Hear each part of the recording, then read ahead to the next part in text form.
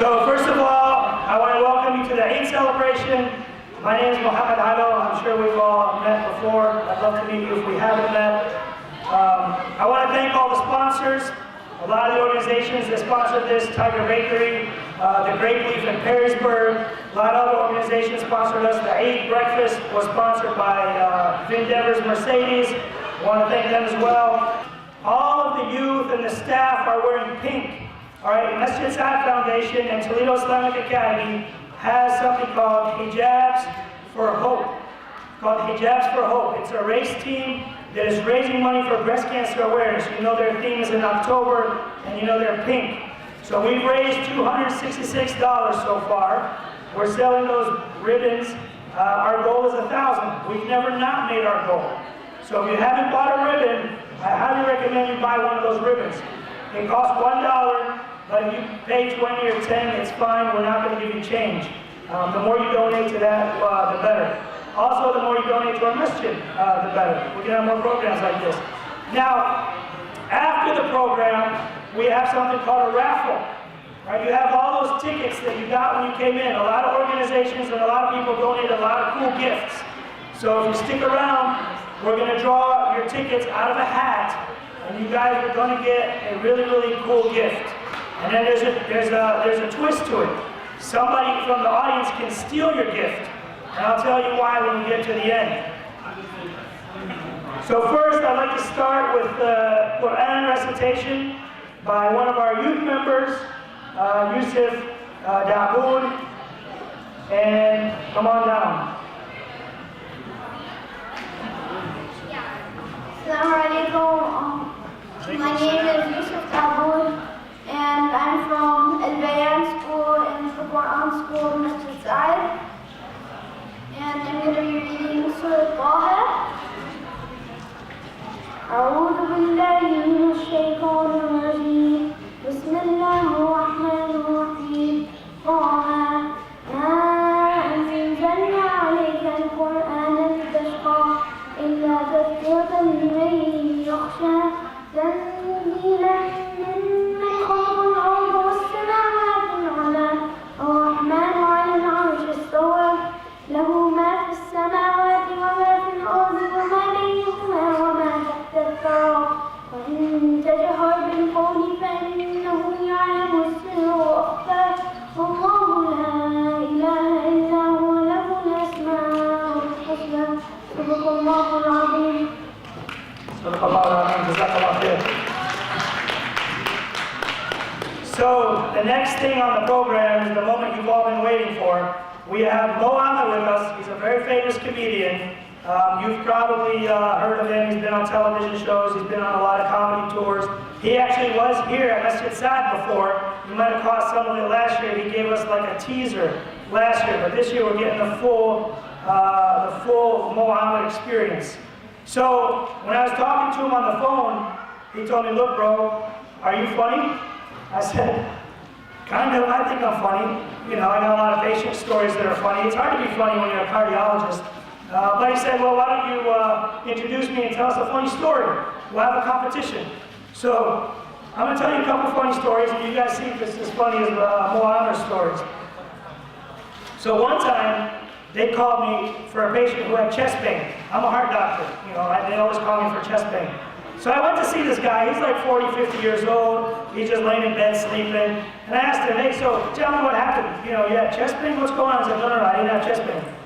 I said, "Well, what do you mean? It says you had chest pain. That's why they called me. You know, why else would they call a cardiologist?" He said, No, man, I just couldn't sleep." I said, "What do you mean you couldn't sleep?" He's like, "I just couldn't fall asleep. I just wanted to come to the hospital to sleep." I said, "So how did you get chest pain?" He said, "Well, I know if you say chest pain, they put you in right away." I said, "Oh, okay." I said, "Well, what about the sleep part?" He's like, "You know, at night, if you tell them you can't sleep, they give you medications to sleep." And that was it. That's the whole story. Was that funny? No, not too good. So I got a better one. Another time, they called me for a patient with chest pain. They said, "Hey, we got a 30-year-old female with chest pain." Right, 30-year-olds don't normally have chest pain. Anybody here close to 30? Do you ever get chest pain? Well, you must be a smoker, right? No? If you're a smoker, I can buy it. Are you a smoker, Nick? No, okay, well, maybe you just have anxiety. But But they called me for a 30-year-old with chest pain. She goes, doctor, she's got chest pain, come see her. So I came to see her, and like, hey, what happened? You know, what brought you to the hospital? She's like, oh, I was just sitting in the emergency room using the Wi-Fi. I said, what? You were just in the emergency room using the Wi-Fi? She's like, yeah, I was in the waiting room, and you know, the Wi-Fi is free, so I came to do my paper. I said, what kind of paper were you doing? Was it stressful? Did it give you chest pain? You know, what's the story with this paper? She said, oh, no. This is a paper about the Lord. The Lord is not stressful. So I started laughing, but not you know, in my own mind, not in front of the patient. I started laughing to myself, like, you know, I know the Lord is not stressful, but deadlines are. And she's like, oh, yeah, you're right. So was that what caused her chest pain? She's like, you know, maybe. I'm a pretty high, strung, stressful person. So it turns out she came in for the Wi-Fi and ended up having chest pain from too much stress, but not about the Lord. All right, not about the Lord. Was that funny enough? No. Come on, guys, give me some laughter. So one last story. Try one more time. I had a 450-pound patient one time. Did you get that? 450 pounds. They call me at night and they're like, hey, she can't breathe. We got a patient, she's getting short of breath, she can't breathe. You gotta come see her. So I run over there, and this wasn't when I was a doctor, I was in training, I was still trying to be a doctor. So I run over there, like, hey, you know what's going on? Why are you short of breath? She's like, I need a sandwich. Give me a sandwich. Imagine like this humongous person sitting on a bed, can barely breathe and talk, and all they're asking for is a sandwich. Like, ma'am, hold on. We can't feed you right now. You said you can't breathe. We gotta make sure you can breathe before you can eat. She said, no, you can't tell a fat person they can't eat. You can't tell a fat person you can't eat. I said, okay, we'll give you a sandwich, but let us get your breathing fixed first. So, you know, we gave her some stuff and we fixed her up, and finally we gave her like 10 sandwiches and she was happy. So it worked out pretty well. So I won't delay any further. You all came to see Mo Amer, Muhammad Ahmed. He's actually a good friend of ours. We've known him for a long time, ever since we were kids. He's happy to be here. He's been to Toledo a few times. And without any delay or further ado, hang on to your tickets. Here's our good friend, Muhammad Ahmed. Give it up. Cardiologist by day, and that's it. Cardiologist by day. Comedian by night, huh? How about those stories? How about those stories? Listen, man, don't do any more stories. Hey, we got another funny cardiologist. Oh, you're a cardiologist as well. I'm not funny, I'm not trying to be funny. I like him. You must be Egyptian. Are you Egyptian? You are. He's like, la la la la. He's like so honest right away. This is not good for my drink. Look at this. Here, we'll just leave it there. Maybe. Left, left. Hey! That's too risky. Give yourselves a big round of applause. Give Muhammad Ahmed one more round of applause. Seriously, man, thank you. Those cardiologist stories, they're pretty riveting. It's amazing stuff. You just basically gave me like 20 minutes now. I'm just going to talk to you for 20 minutes. That was spectacular. Man, that's an amazing job you have. I could not do that. And you most certainly cannot do my job. So we're all even now. No, I'm just kidding. Now it's getting too rude. Habibi, what are you eating, bro? Pineapples? That's all you're having, pineapples? Bro, aren't you Arab? What are you doing, man? Eating just pineapples. We don't eat just one piece of fruit. We make a cocktail out of everything, right? No? Is that it? You just having pineapples? No za'atar? No manish? I suspect that you're not Arab. How could you be that Arab and pass up manish? Did one Arab person here pass up manish? She did, right there. Why did you pass up manish? You're what? You're his sister. Oh my God! What is happening in this family? Who else did not eat manish? Seriously, does this actually?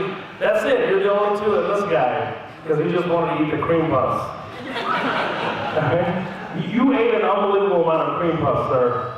Yes, it was unbelievable. You're so strong and swole, but you should finish that haircut. I'm serious. Are you an MMA fighter? You're not? You look like an MMA fighter, bro. It's what? It's a good thing. It's better than a terrorist. I mean, you look like a... That's not very nice, is it? Who knows, man? There's a lot of stuff going on in the world. I don't even know what it is. I don't even know, what is ISIS? Does anybody know what ISIS is? Where did they come from? It's just like, poof. Oh, they have a flag and some guy sitting there with a beard. I don't even believe they exist. That's like such an Arab thing, right? Such conspiracy theories. We don't believe anything exists. La habibi, la la la la. Whenever your uncle says that, let me tell you one thing. You know a big story of conspiracy is about to come up. That's all. Everybody's very uncomfortable to talk about this. That's what it looks like. And the Egyptian guy could not be more skeptical of me than anybody else. What is your name, bro? Ali. Ali. Yeah, Ali. Keep it high. Alhamdulillah. We have to do this. It's like a very Arab thing to say hello to each other for 30 minutes before we conduct any conversation. That's what happens. Like, ahlan ya habibi, ahla fi, kif al-hal, alhamdulillah. Kif al-mama, alhamdulillah. Kif al-baba, alhamdulillah. Kif awladak, alhamdulillah. Kif ukhtak اتجوزت, alhamdulillah, ya zalami, that's it. Stop asking me all these questions. Oh my God. And your name is Ali, my name is Muhammad. We come together, we are the greatest. These are your kids? How many kids do you have? Three, mashallah. It's rookie, man. Arabs, Palestinians are like the winners in this category. We have like 100 kids, it's normal. Mom looks like I have 14 kids and 7 on the way, alhamdulillah. I'm like, what, 7 on the way? I'll teach you how you do it. No, don't teach me anything. We have a lot of kids. My wife is Mexican, actually. You know, Mexicans have a lot of kids also, but we crush them. We totally crush them. We do. I walked up to my cousin Khalil. He had a baby in his hand. I was like, Khalil, Habibi, man, you didn't even tell me you were about to have a baby. He goes, nah, man, this is my uncle. I was like, what? I was like, yeah, man, I'm gonna raise him to be a good uncle, man. I was like, that's your Khalil, man? He's like, yeah, I gotta go change my uncle. I was like, that's the craziest thing I've ever heard in my life. That's what we are, man. We're very interesting people, man. How many Palestinians we have here today? Yes, Palestine. That's it. We're all low energy. We're exhausted. I was in Palestine. I did 4 shows last year in Palestine. I was super pumped about it. Thank you. It was incredible. The one great thing about going to Palestine is obviously, you know, seeing your family, enjoying that whole situation. But one thing I dislike severely is coming back with like 15 suitcases. Right? There's a very important list of items that you have to come back with.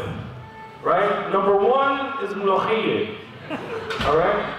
Mlochiyah, an unbelievable amount of mlochiyah. Do you know what mlochiyah is, sir? Not the Egyptian, of course. Ali, of course. Habibi. I'm talking to this brother. Absolutely not.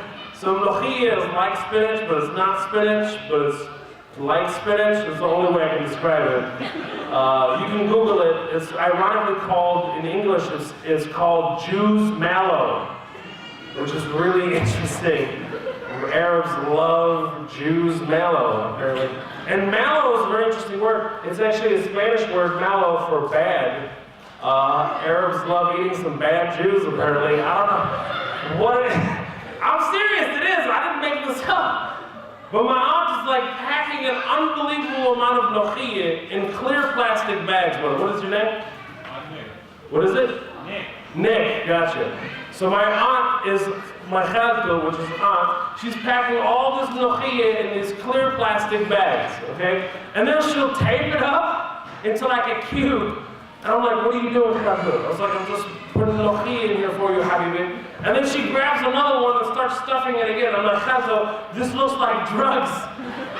You gotta stop, you gotta package it at least differently. That's all. She's like, don't worry, habibi, we'll make dua for you, habibi. But I was like, you did it? It's like, it looks like drugs. She's like, don't worry, habibi. I got like 10 bricks of what looks like drugs, which is mlochiyah. And then my uncle walks in with the most ridiculous amount of olive oil that you've ever seen in your life. Okay, he just walks in with like 20-something bottles of olive oil.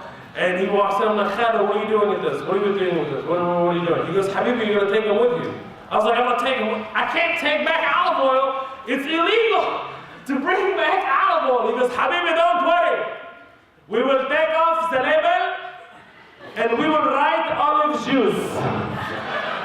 That's his genius idea. And my dad was just stuffing mlochia because mlochia is like crack to Arabs, bro. We love mlochia. We have to have it. So now I'm terrified. I'm like sweating bricks. I get off the plane in Houston, and I'm the first guy having to get off the plane, and they're all waiting for me. I didn't know they were waiting for me until they said, we're waiting for you. I walk out, they're like, come here, come here. And they look at a piece of paper, I'm like, yes, it's him. Does it look like him? Yeah, sure. Yeah, it's him, yeah, it's him, come here. Stand here. I'm like, what is going on? I am so screwed over, that's what's happening. And I'm just sitting there, and then everybody gets off the plane, and I think somebody else is gonna get picked off. No, nobody else.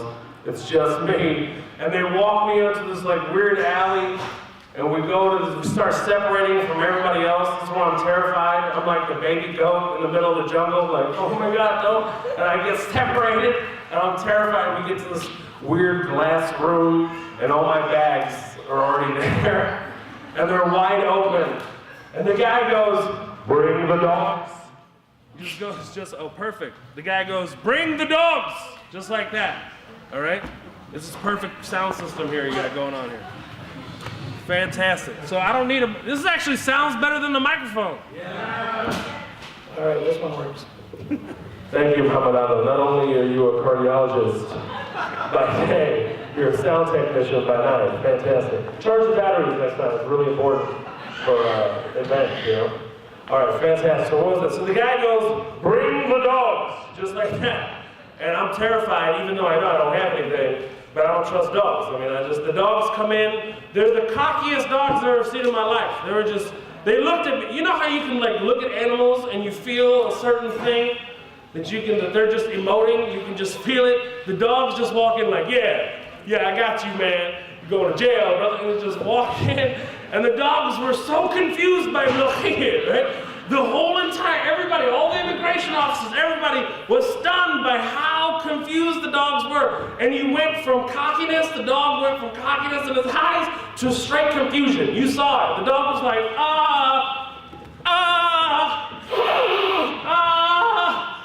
it looks like drugs, okay? I don't know. And then the dog, in the most unprecedented thing, just pees. And straight up, just pees and leaves. Just takes off. I was like, oh my God, I think the dog just quit his job. That's what happened. I just witnessed the dog quit his job. It was amazing. And then the immigration officer grabs his bottle and goes, hey, what the hell is this? Olive juice. I never heard of olive juice before. I didn't want to lie. I was like, hey, it's a new product my uncle came up with. He was like, well, what is it for? It's a laxative. A lot of my family's having problems with going to the restaurant, so my uncle gave him olive juice. He was, well, what does olive juice taste like? It tastes like olive juice. It tastes just like the juice of the olive. It's juice from the olive. Well, it's olive juice, it's olive juice. He goes, well, you take your Mlochia and your olive juice and you get out of here. I was like, okay, fantastic. And I left. And my mom was the happiest person on earth to have all this olive juice. It's like from the homeland. You know how it is, because Arabs, we don't only use this on our food, but we also use it on our hair. We use it as medicine. We use it for everything. Even our babies, we don't use it for baby oil. We just pour olive oil on them. That's what Arabs do. They're slippery too. You gotta be careful. I'm serious, we do. Because, let's be honest, we want our kids to be doctors, right? But how hard is it to get your parents to actually go to a doctor? It is. It is. How difficult is it for you? You're a cardiologist. How difficult it is for your parents to go get a simple blood work? Because we don't do that. Arabs and Muslims and many people with different cultures, we all self-diagnose. أنا بعرف حالي أحسن من الدكتور. That's what they always say. My mom specifically, أنا بعرف أحسن من الدكاترة. That's what she always tells me. It's very frustrating. So I want her to take care of herself. We diagnose ourselves constantly with left hawa. That is the continuous diagnosis for 100% of ailments is left hawa, which means a brisk wind, Nick, which means a brisk wind.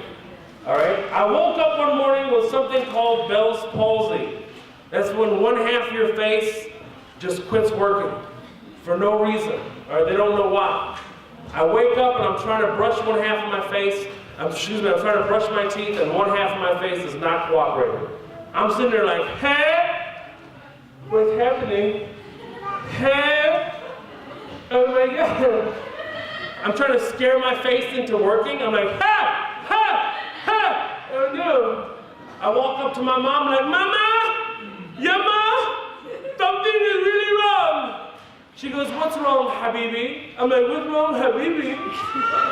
Are you serious? What's wrong, Habibi? Mom, I'm your son, and Ibnik, you don't remember me? Mom, half of my face is not working. I said half of my face is not working. She goes, don't worry, Habibi, it's just left hawa. I'm like, a brisk wind did this to my face? I was in bed all night, man. I don't have any wind in my room. I said I don't have any wind in my, there's no wind. The only wind I had is when I moved the blanket, that's it. She goes, don't worry, Habibi. She just grabs some zayt zaytun, some olive oil, right? And smacks my face. She said, you're healed, Habibi. I'm like, Mom, I'm not healed, Mom. I'm just a Greeky freak, that's all I am. That's it. Right? She goes, no, my whole family thinks I'm crazy. I'm out of my mind. I had to drive myself to the emergency room. The guy looks at me, he goes, can I help you? I'm like, I hope so. And then he goes, what's the problem? I'm like, what's the problem?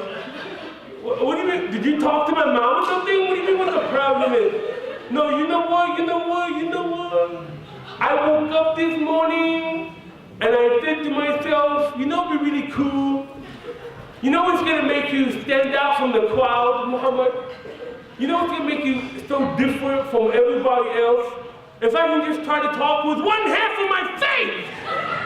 He goes, oh my God, half of your face is not working, bro. It could be a stroke. Walk back and forth. I'm like, okay. But how long do I walk for? He goes, I don't know, I'm not a doctor. I was like, hey, go get a doctor. The guy rushes, goes to the doctor, comes back, doctor looks at me and goes, so what's the problem? I'm like, what's the problem? Everybody asking me, really, what's the problem? He asked me what the problem, now you the doctor, what's the problem? Half of my face is not working. He goes, oh my God, it could be a stroke. Walk back and forth. I'm like, I swear, you better be a doctor. I swear. And he goes, fantastic, it's not a stroke. I'm like, well, that's good. But what is it? He goes, I don't know. I'll be back in like 10 minutes. It's the scariest 10 minutes ever. He comes back 10 minutes later, he's like, Muhammad, we've diagnosed it. I say, okay, what is it? He goes, well, you might want to sit down. Oh my God. I want to sit down? Okay, what is it?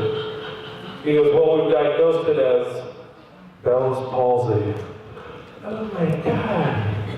Ya Allah. I have Bell's palsy. Oh no. What the hell is Bell's palsy? Yes, well, Bell's palsy is when one half of your face quits working. I'm like, I know what Bell's palsy is, I have it. Is it ever gonna go away? Well, that's the thing. There's three things that can happen. Oh no. Number one, you come back better than before. Oh, okay, that's not bad. Okay, it's good, all right.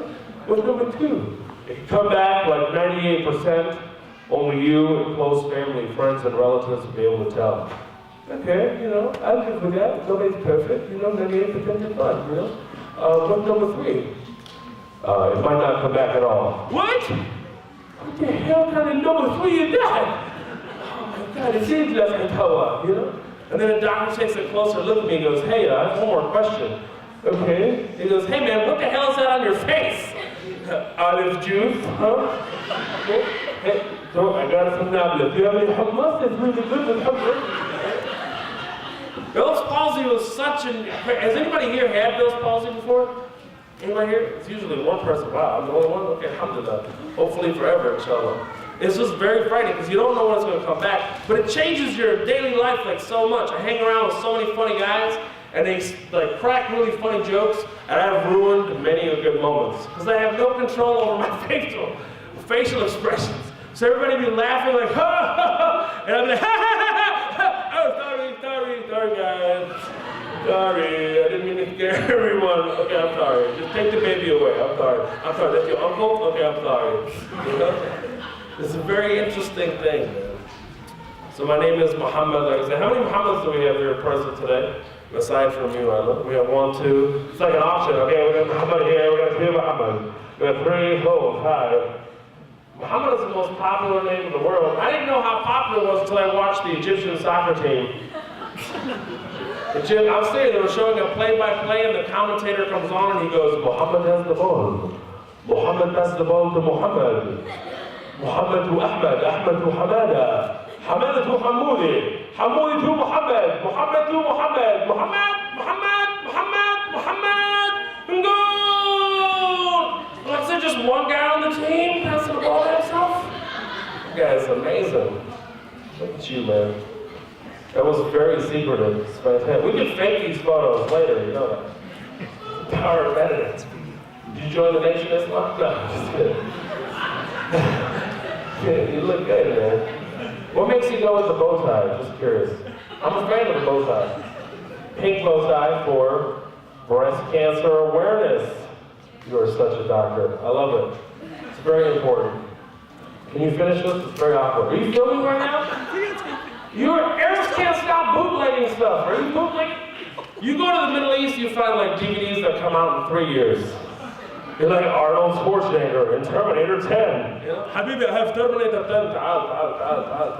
Like, where did you get this? How much is it? It's gotta be expensive. $1. How did you get this? It's unbelievable. Good to see. You know this is very awkward. I'm sorry. It's very awkward. Yeah, just sit down, man. Let's relax. What are you doing? I mean, you already have a stressful job, man. You don't need to work more. Just enjoy and relax. Wallahi the prince. Everybody in Egypt is a prince, right? Ya prince! Ya hala, wallahi the prince. I got to Egypt, everybody's Ya prince! And everybody's ahla. No matter where you come from, it's like, where are you from? Where are you from, Habibi? I'm from Spain. Ahla. Where are you from, Habibi? I'm from Germany. Ahla. Okay, I saw this at the airport, I almost fell on the floor. The guy walks up, he goes, hey Habibi, where are you from? He goes, I'm from Israel. The guy goes, okay, not everyone is ahla, yeah. I almost fell on the floor. Egypt is such a unique place, man. I got out of the airport in Egypt, there's like 30 people that want to give you a ride. It's very difficult to handle. Everybody wants to get work, and it's a very difficult situation to deal with. But everybody's like, Habibi, come with me, Habibi, come with me. Next guy will kick him. Forget him, brother. Come with me, Habibi. Next guy, forget him, bro. Come with me, I have a brand new 1997 Camry. Come with me. You're like, you can't make a decision. I'm like, I already have somebody here to come in and pick me up. I have a brother coming. He goes, brother, we are all brothers. Right? It's so guilt, and you're running away. It's like a zombie movie. They're all chasing you. Like, oh my God. And you just get out, and I throw my stuff in my friend's car, and we leave, and I put my arm outside the window. I was doing one of these, enjoying the wind and the dust in Egypt. It was fantastic. And my friend goes, Habibi, bring your arm inside, Habibi. I was like, no, I'm enjoying it. Then he yells at me, Habibi, bring your arm inside. Right? And I was like, whoa, what's going on? And then a car comes, and the two side mirrors hit each other. I was like, oh my God, astaghfirullah. That could have been my arm. I've almost lost my arm in Egypt. And then all of a sudden, I was like, hey, we need to get this guy's insurance information. He obviously broke here. And the guy looks at me and goes, Habibi, in Egypt, it's just a kiss, that's all. He's just saying, Salamu alaikum, that's all. That's bossy, yani. I was like, what are you talking about? Then a car hits us from behind. Wallah, just hits us. I'm like, what is happening? Somebody just hit us again. It's the same guy. He does it a third time. I'm like, this guy, people shoot for each other in Texas over this. He goes, Habib, in Egypt, this is just encouragement, yani, that's. I was like, what? It's just encouragement, Habibi. He wants me to go faster, yani, that's.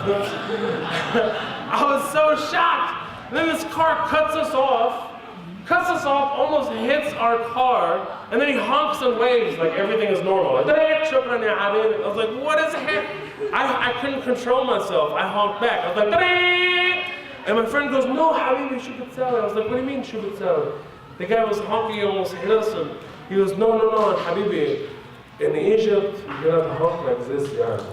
I was like, what do you mean, everybody's honking in Egypt? That's all I hear is honking. I'm on the 30th floor of my hotel, I still hear honking. He was like, yes, but we have different interpretations for every honk. I was like, well, what do you mean? He goes, well, means Habibi, yalla, go faster, yeah? And then he goes, means Habibi, I'm gonna cut you off, almost kill you and your whole family, yeah? And then he goes, well, that's a lot of horrible things about your mother, yeah. Then we're fine. You cannot do that. I was so much fun, man. Egypt is such a unique place. I love it. I married, my wife is Mexican, like I told you. I married her for her citizenship, and I'm kidding, she's illegal. We're gonna help her out there. She hates that joke, but I love her personally. I'll never stop doing it, she can't stop it. I had to deal with immigration for a really, really long period of time. I traveled for almost 20 years as a refugee with a refugee travel document. My Palestinian brothers and sisters know what this is? Anybody have a couple of them maybe? I don't know, most of you have been here for a long time maybe. But it took me 20 years before I obtained my citizenship. Before that, I had to travel with a stateless refugee document. It's not a passport, it acts like a passport. It's only good for a year. And nobody knows what it is, all right? On the front, it looks really official. It says, Department of Homeland Security, Immigration Services. You know, it looks really professional. However, on the inside, in all capital letters, it says, this is not a US passport. Confuses 95% of immigration officers worldwide, okay? My first trip out of the country, I was 19, I was going to perform in Germany. I get to Germany, and they're very funny there. I get to the immigration officer, he's like, yeah, welcome to Germany. Yeah, welcome, can I see your passport, please? I'm like, yeah, sure, here you go. He goes, yeah, it's good, yeah, it's good. Oh, look, very special, yeah, it's good. Oh, that's good. Oh, no. I said, can I have your passport, please? It shows here you're born in Kuwait. Born in Kuwait? Can I have your Kuwaiti passport? I was like, I don't have a Kuwaiti passport. He goes, well, why don't you have a Kuwaiti passport? I was like, because in Kuwait, it doesn't matter if you're born there. It matters where your parents come from. He goes, yeah? Well, where your parents come from? I was like, well, my parents are Palestinian. He goes, oh, well, give me your Palestinian passport. I was like, bro, I don't have a Palestinian passport. He goes, well, why don't you have a Palestinian passport? I was like, because Palestine's not a state. He goes, well, why don't you make it a state? I was like, hold on, where the hell have you been the last 65 years, man? Oh, and by the way, I'm in Germany. This is all your fault to begin with. I thought I was going to jail immediately. It was something that I couldn't control, that I knew that halfway when I said it, something horrible was going to happen. But his response shocked me. He just paused and goes, yeah, it's true, yeah. And just stamps my passport. It was amazing. I felt like a free bird. It was fantastic. It felt amazing. And I'm here today, alhamdulillah. I thought for sure, maybe they just finally learned. I don't know. It was incredible though. It was phenomenal. It was really a pain. I traveled, it was easier to get into Germany than it was to get into Kuwait. It was very, very frustrating. Very, very frustrating, you know? Like I said, it took me almost 20 years to get my citizenship. But before you get your citizenship, there's a very important test you gotta take. American history exam. Like, who's the first president? Bush. Easy stuff like that. You guys think I'm joking, but I really felt like I could have said Bush. the lady that was giving me this oral exam was originally Chinese, and she had a really thick Chinese accent. I'm serious, and she was more excited for me than I was for myself. I was shocked.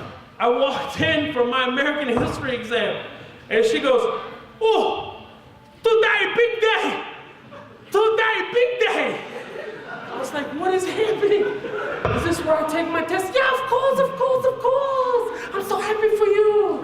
Sit down, sit down, sit down. I was like, is this for my Chinese citizenship? Did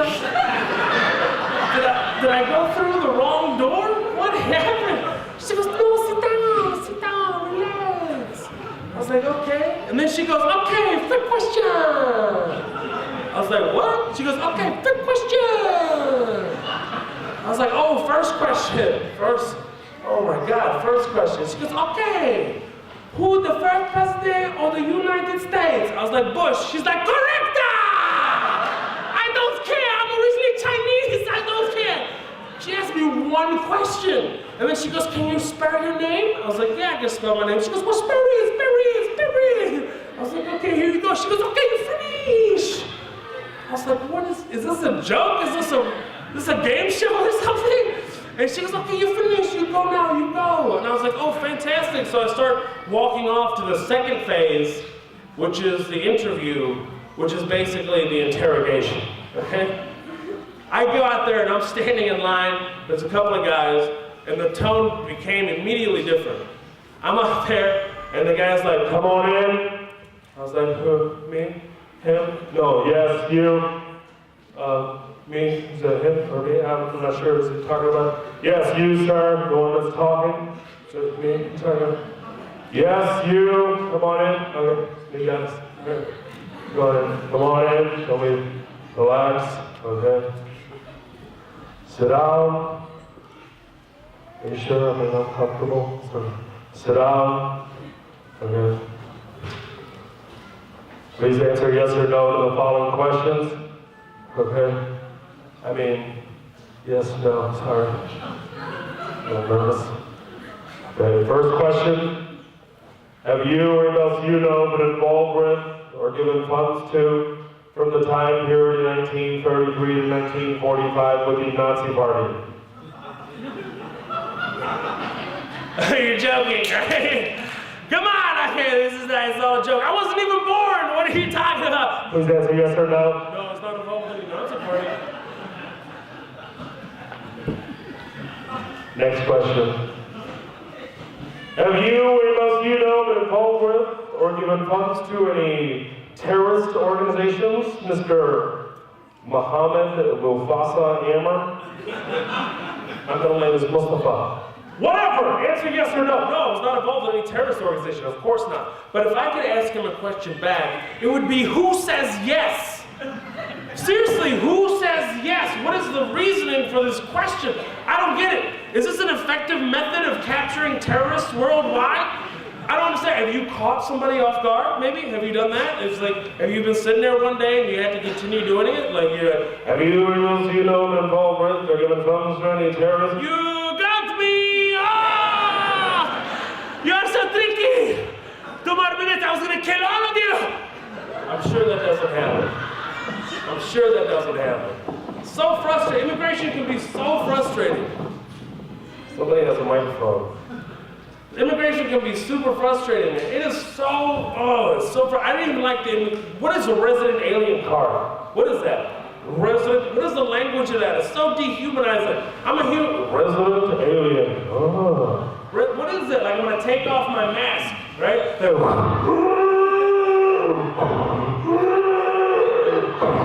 Oh my God! What's wrong with him, Mommy?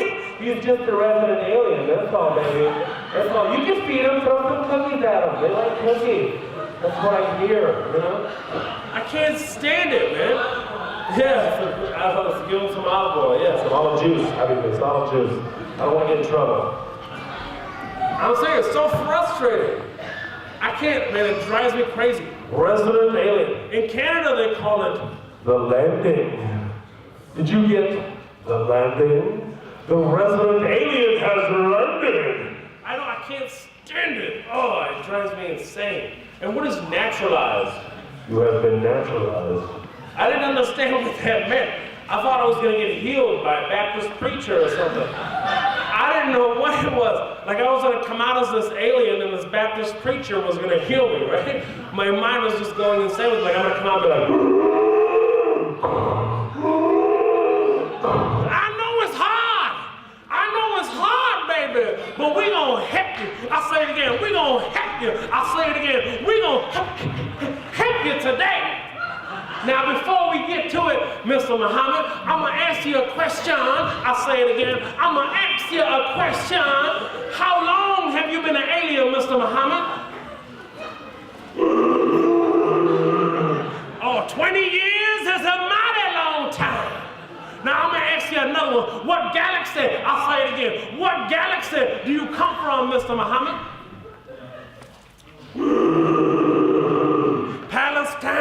Palestine. Don't drink that wine. Oh. But we gonna help you today. We gonna end this today, cause you are naturalized. Oh, fantastic. I'm American now. You know,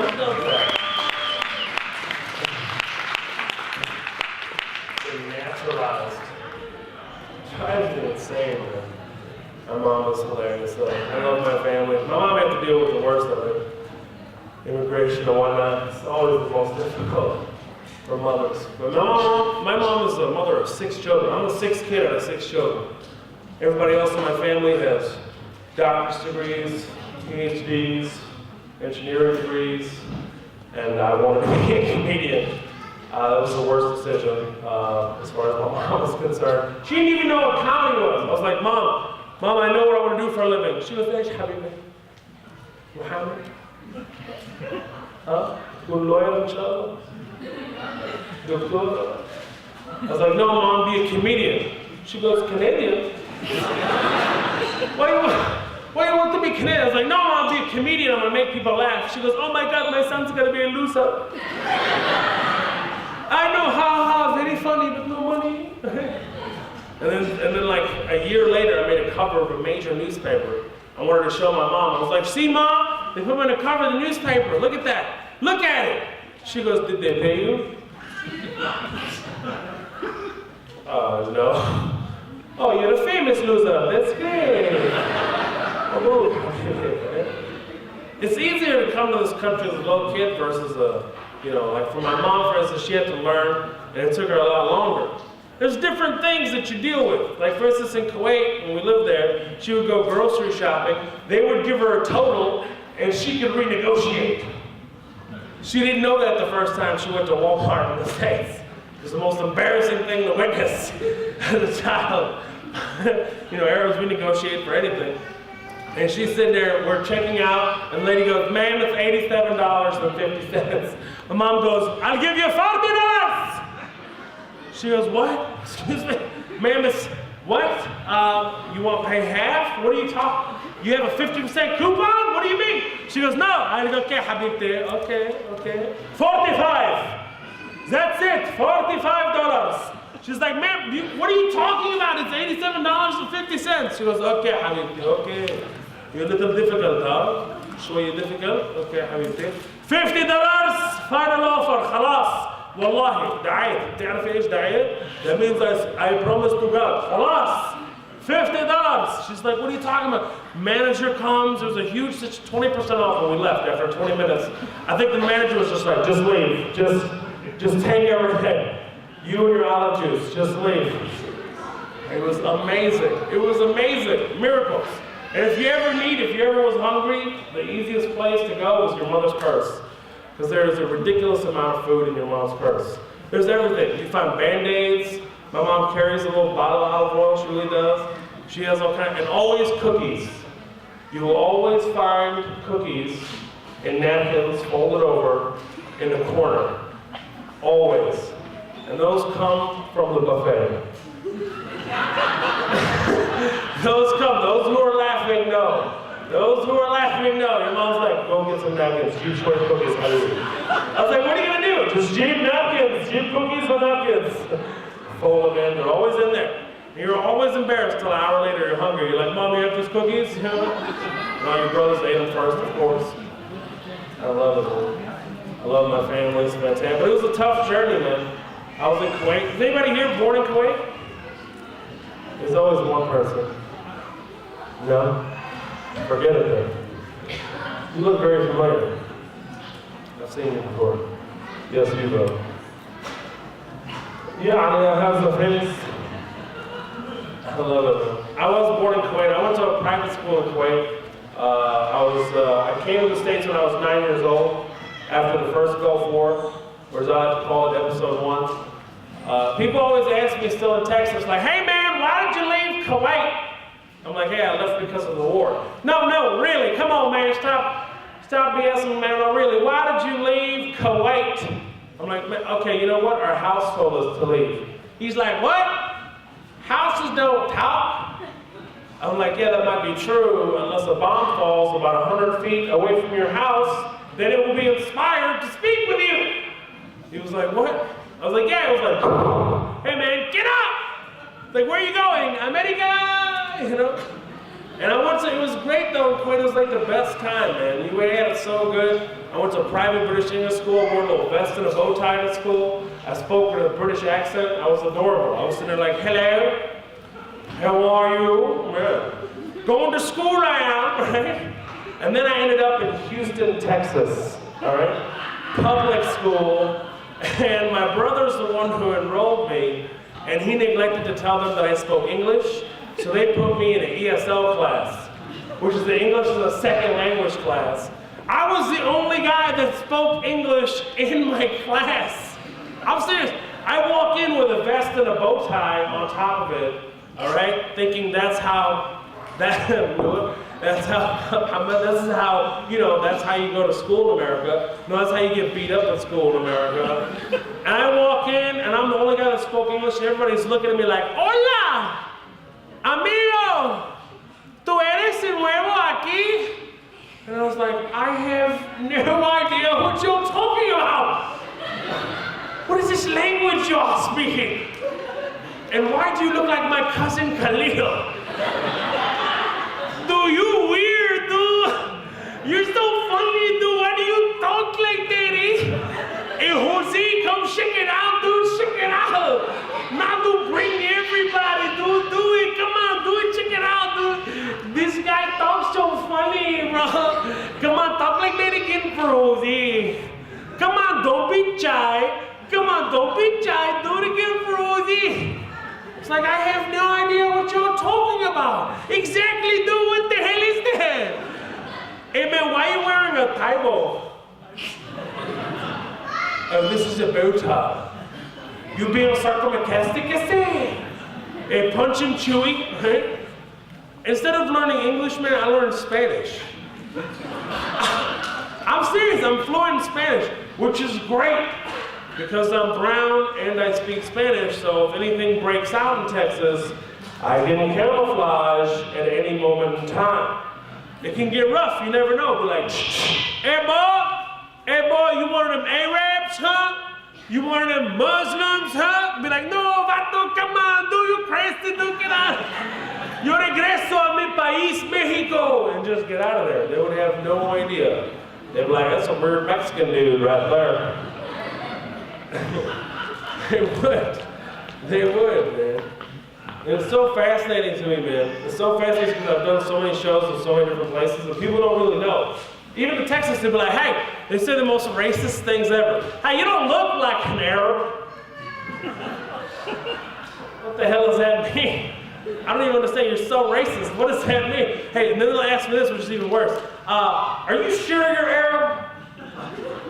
I'm like, yeah, I'm pretty certain. I'm pretty solid on that one. Pretty solid. Okay, you sure? I was like, oh, I'm sorry, you just expect me to walk around with like camels and stuff? Yeah, basically, I mean, don't y'all do that? I'm like, oh my God, this is so frustrating. And you get like the worst reactions. I was working in Little Rock, Arkansas. I'm on stage in a comedy club, everything is going great, people are laughing. I say I'm an Arab American, the whole room gets quiet, and one guy in the back goes, oh, hell no. I'm serious. And there was one black couple that actually got up and left. They did. They were like, I've seen this before. And they just walked out. I'm like, come on, I want to come with you. You know? It was terrifying. I was so upset. I yelled back at the person. I said, hey, man. I said, hey, that's not cool, man. What are you trying to say? And I said some much worse words, but you know, I was a heated moment. And I was like, hey, what do you think about this, man? What if racism goes in a circle? Huh? You wouldn't think it'd be funny, huh? What if racism goes in a circle? Huh? We have to stop the circle. Think about it. All right? Think about how many people have been racially profiled and been under so much throughout entire history. You got the Native Americans. We don't need to go through that story. Everybody knows how that story ended. Okay? Latinos, Mexicanos, what happened to them? They got kicked out of Texas. Hey, they were just trying to come back. They were like, hey, dude, I didn't do nothing. Hey, I forgot my grandpa, bro. You know, like, I was like, black people, come on. Like, we talk the Chinese people with the railroad, now Asians and Muslims around the world, Arabs, you name it. Anybody of color, I was like, who's left, huh? I was like, who's left? That's right, white people. That's what I said.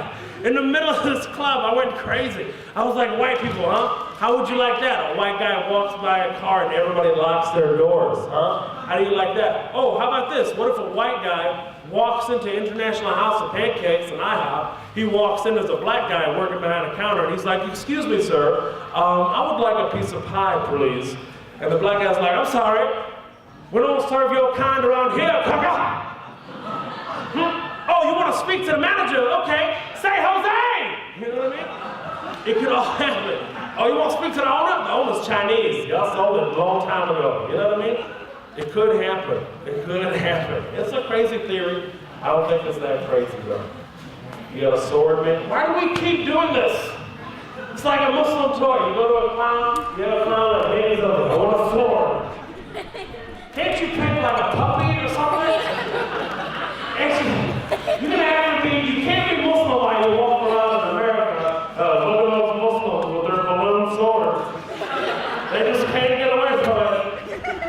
What do you want, kid? You want a pony? No, I want a bigger sword. Look at this thing. It's huge. Yeah. It's a very tough hit. That's funny, man.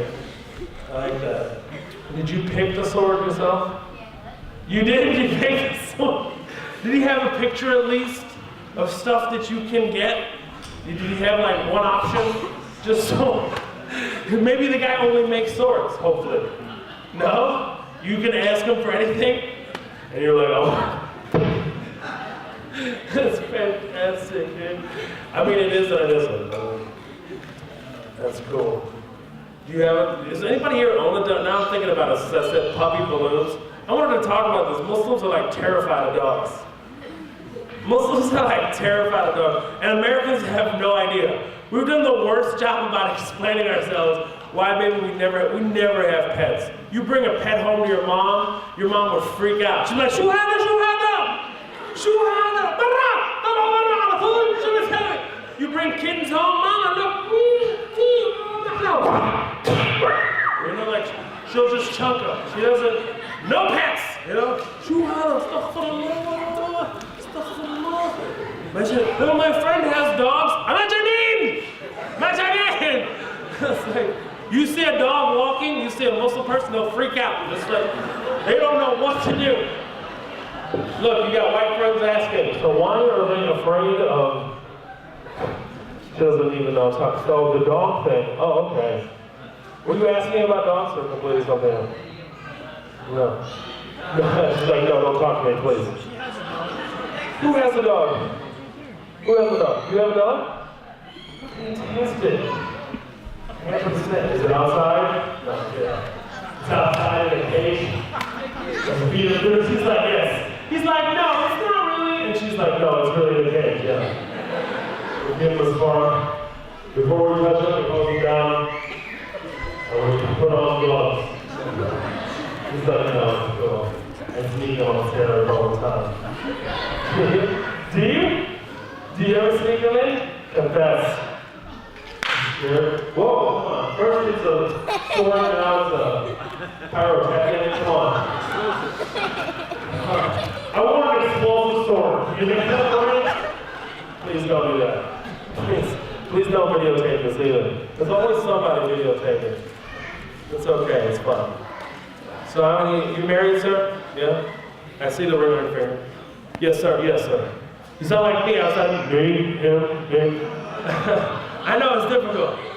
How long have you been married, sir? 20 years. MashaAllah. That deserves a round of applause. So anybody beat 20, she's like, who can beat 20 years? She's like, Mama, you can beat 20, you look 20, MashaAllah. That's how we are. Muslims get married young. She was like, how old are you? I was 7 when I got married.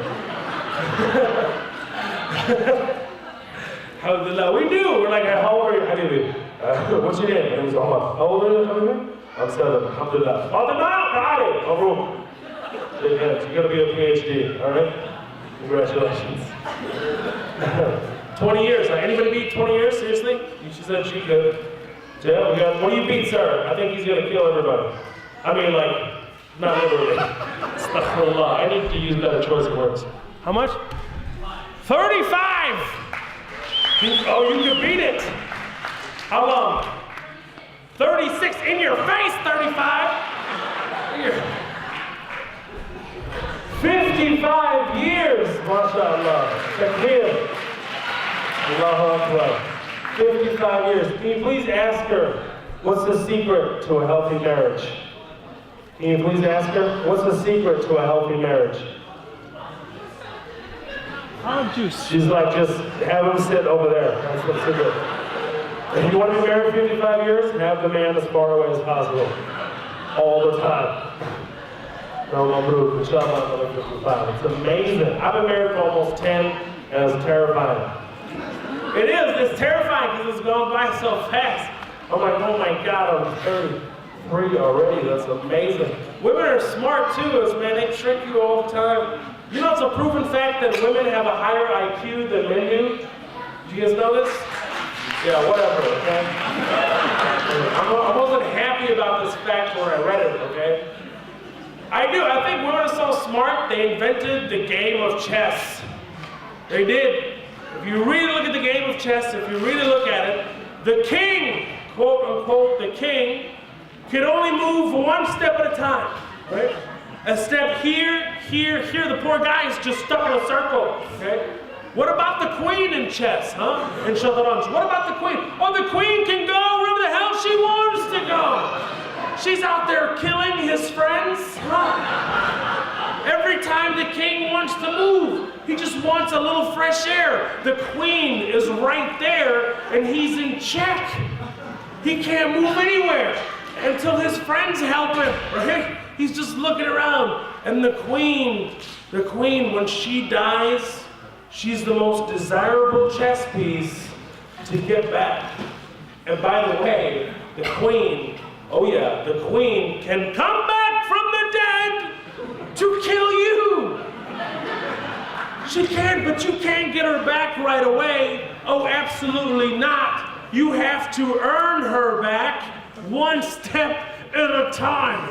And many will die before you try to accomplish this feat, if at all, okay? As far as I'm concerned, chess is everyday life. You ever try to leave the house with your wife there? You're like, honey, baby, I'm leaving. She's like, where are you going? That's check right there. You don't even, it's a real life check. You're like, I'm just gonna go out with my friends, okay? I'm just gonna be a few minutes and I'll be right back. I'll be right back. And she's, you always go out with your friends. You never spend time with me. No, you love them more than you love me. No, yes you do, yes you do, yes you do. Don't touch me! And at a time where I really need you, because I'm pregnant. Checkmate, that's what that is.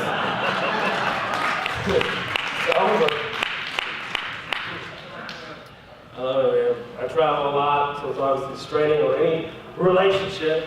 But I mean, you know, we have to make it work, obviously, and everything has its trials and tribulations. But I've been to many, many different places, and I think One story, real quickly, I'll share with you before I get out. Eid Mubarak, related Eid Mubarak to you all. Inshallah, you and your families are in health and great spirits, inshallah, for now and many years to come. But I did some very controversial shows. So I did them, post 9/11 as a stand-up, who worked the South in many different parts of the world for many years. I found it very difficult to be honest, and that's the essence of stand-up comedians, is to be honest and to be real on stage and to tell certain things. So I went and performed. I did these shows. I was offered to do shows in Kuwait and Iraq. This was like 6 years ago. Well, no, I'm sorry, 5 years ago. And it was the first time that I was ever supposed to, go to Kuwait. I haven't seen an aunt in like 20 years that lives in Kuwait, Khalid. And I still have my refugee travel document, which is illegal, and you can't enter Kuwait with a refugee travel document. But they offered me to do shows for US troops. And I was like, whoa, hold on a second. I'm a little conflicted about that situation. If I do shows for US troops, first of all, I'm not protected, and I have a lot of situations that I'm juggling inside of me, and I'm Palestinian, bro. You don't know like how I feel inside about this situation. And I said, you know what? If I can go up there, be myself, tell them how it is, be upfront, have some conversations, have some dialogues. I spoke to my sheikh, it was fantastic. I was like, he said go, I said fine, I'll go. So my first problem is I had to get into Kuwait. That's my biggest thing. I couldn't even get into Kuwait. And something that really disturbed me and something that really irks me and frustrates me is that you cannot speak Arabic to immigration officers, okay? Arab immigration officers. If you do, they'll respect you less. If you speak English to them, they'll respect you more. And so my mom said, I learned this lesson when I went to Bahrain and they held me for 15 hours when I spoke Arabic to them. So my mom was like, شو حبيبي احكي معهم بالانجليزي مش راح يفهموا عليك مرة وبخليك تطلع. So I walked in and the lady gives me the visa, which was a first big feat by itself, and I thought I was finished until she gave it to the immigration officer. The Kuwaiti immigration officer calls me up. He's like, تعال. محمد مصطفى عامر. Yeah, تعال. I was like, yeah. He's like, شو بتساوي هون انت؟ شو بدك تساوي هون؟ كم حضر لك هون؟ وشو هذا الدفتر؟ I was like, I'm sorry. I lost my Arabic a long time ago. I don't know anything that you're saying right now. I'm working with this lovely lady and this gentleman here. We're going to be doing shows for the U.S. troops in Kuwait and Iraq. Yeah, it's very important. What we're doing here, we're trying. He's like, okay. يعني we have,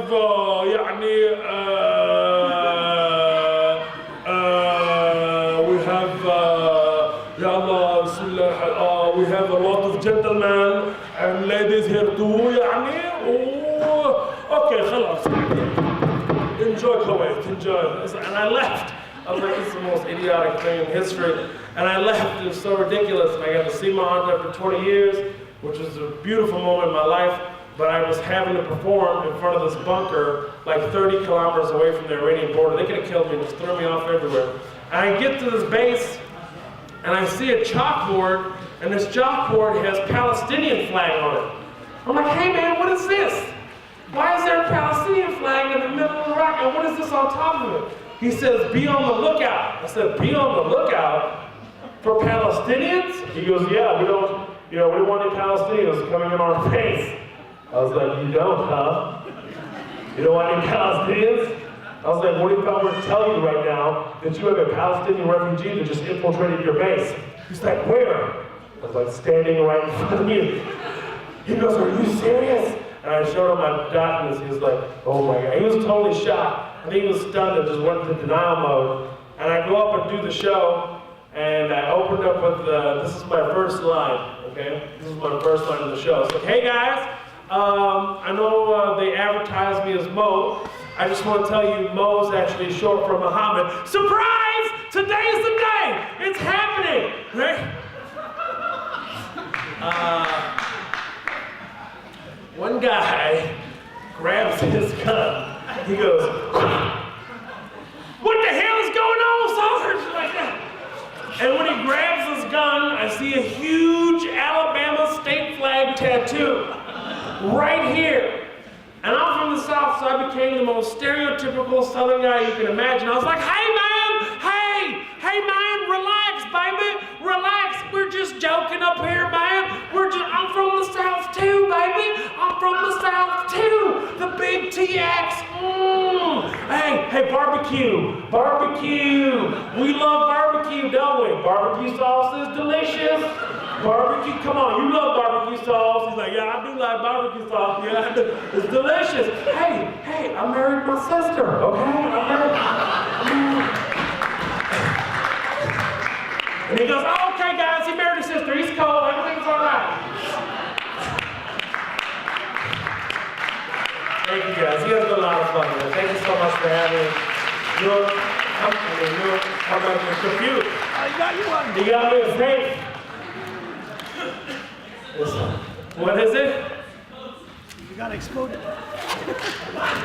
This is a horrible sword. Look, it falls down every time. All right, you want to pull out? All right, thank you all for coming. Actually, Muhammad, you want to hear a funny story? Muhammad, you want to hear a funny story? About people asking you all kinds of funny stuff that sounds kind of racist. One time, me and my wife went to a shopping store to buy groceries. And my wife was paying with a credit card or whatever it was.